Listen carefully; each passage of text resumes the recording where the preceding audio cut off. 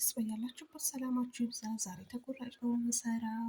እዚህ ጋር ካካዋ አለ፣ ትንሽዬ በውሃ በጥብጬዋለሁ። እዚች ጋር 4 እንቁላል፣ ቤኪንግ ፓውደር፣ ቫኒላ አለኝ፣ 1 ኩባያ ወተት፣ 1 ኩባያ ዘይት፣ 1 ኩባያ ስኳር፣ እዚች ጋር 2 የሾርባ ማንኪያ ለባን አለኝ፣ እዚች ጋር 2 ኩባያ ዱቄት አለኝ ማለት ነው።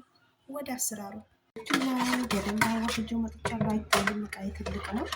በደንብ ስኳርና እንቁላሉ በደንብ ቀላቅለዋለሁ። ከዛ ዘይቱን አደርጋለሁ ማለት ነው።